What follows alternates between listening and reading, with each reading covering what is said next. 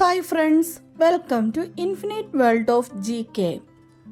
ഇന്ന് നമ്മൾ കാണാൻ പോകുന്നത് ജൈവ വൈവിധ്യ ദിന ക്വിസിൻ്റെ 4ാം ഭാഗമാണ്. ഇതിനു മുൻപ് 3 ഭാഗങ്ങൾ അപ്ലോഡ് ചെയ്തിട്ടുണ്ട്. അപ്പോൾ കാണാത്തവർ അതൊക്കെ കൂടി ഒന്ന് കാണാൻ ശ്രമിക്കുക. നമുക്ക് ഇന്നത്തെ ചോദ്യങ്ങൾ നോക്കാം. കേരളത്തിൻ്റെ ഭൂപ്രകൃതിയിലും കാലാവസ്ഥയിലും പരിസ്ഥിതിയിലും നിർണായകമായ സ്വാധീനം ചെലുത്തുന്ന പർവ്വതനിര ഏതാണ്? പശ്ചിമഘട്ടം. കാട്ടുമരങ്ങളുടെ ചക്രവർത്തി എന്ന് വിശേഷിപ്പിക്കപ്പെടാറുള്ള മരം ഏതാണ്? തേക്ക്. ചോലവൃക്ഷത്തിന് ഒരു പ്രധാന ഉദാഹരണം ഏതാണ്? ആൽമരം. കേരളത്തിൽ ഏറ്റവും കൂടുതൽ കണ്ടൽക്കാടുകളുള്ള ജില്ല ഏതാണ്? കണ്ണൂർ. കേരളത്തിൽ ഏറ്റവും കൂടുതൽ ഏലകൃഷി ചെയ്യുന്ന ജില്ല ഏതാണ്? ഇടുക്കി. കേരളത്തിലെ ആദ്യത്തെ റിസർവ് വനം ഏതാണ്? കോന്നി വനമേഖല. കേരളത്തിലെ പ്രഥമ വന്യജീവി സങ്കേതം ഏതാണ്? Periyar tiger reserve. കേരളത്തിലെ ആദ്യത്തെ ദേശീയോദ്യാനം ഏതാണ്?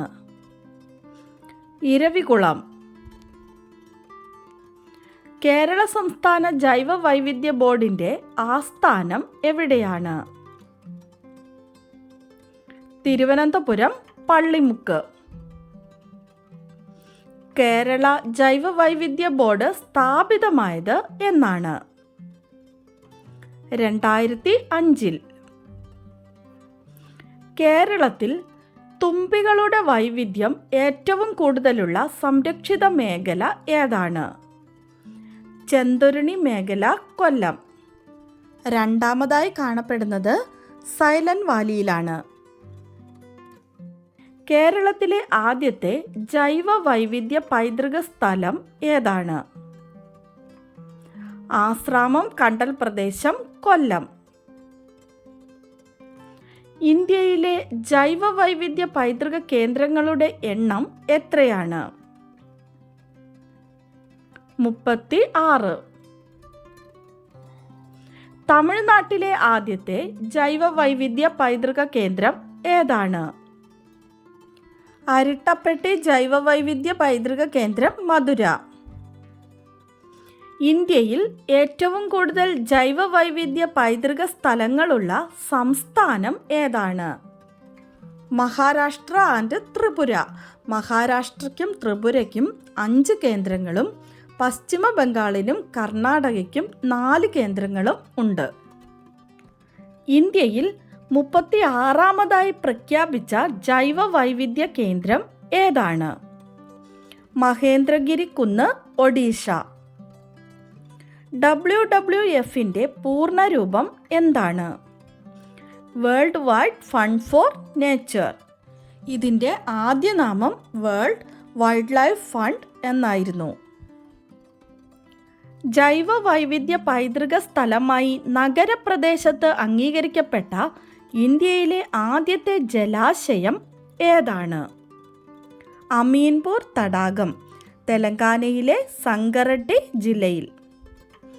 കൊച്ചിയുടെ ശ്വാസകോശം എന്നറിയപ്പെടുന്ന പക്ഷി സങ്കേതം ഏതാണ്? മംഗളവനം.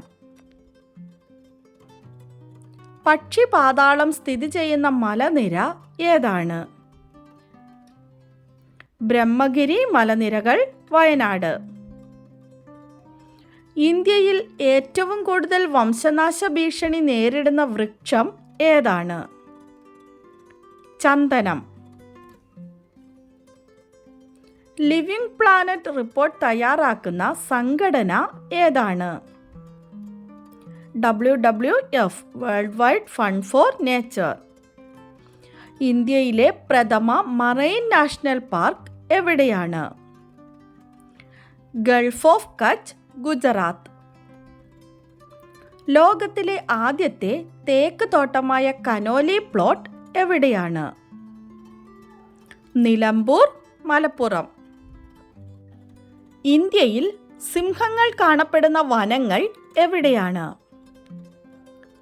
ഗീർ വനങ്ങൾ, ഗുജറാത്ത്. ഇന്ത്യയിലെ ഏറ്റവും ചെറിയ ദേശീയോദ്യാനം ഏതാണ്? South button island national park Andaman Nicobar ദ്വീപുകളിൽ സ്ഥിതി ചെയ്യുന്നു. ദക്ഷിണേഷ്യയിലെ ആദ്യത്തെ മറൈൻ ബയോസ്ഫിയർ റിസർവ് ഏതാണ്? Gulf of Mannar, Tamil Nadu. വിദർഭയുടെ രത്നം എന്നറിയപ്പെടുന്ന ദേശീയോദ്യാനം ഏതാണ്? Tadoba national park, Maharashtra. ഇന്ത്യയിലെ ഒറ്റക്കൊമ്പൻ കാണ്ടാമൃഗത്തിൻ്റെ സംരക്ഷണ കേന്ദ്രം ഏതാണ്?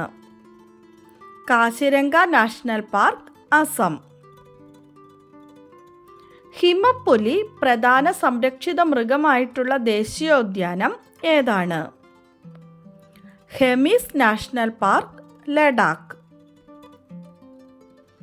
ഏറ്റവും അധികം കമ്മ്യൂണിറ്റി റിസർവുകളുള്ള സംസ്ഥാനം ഏതാണ്? നാഗാലാൻഡ്.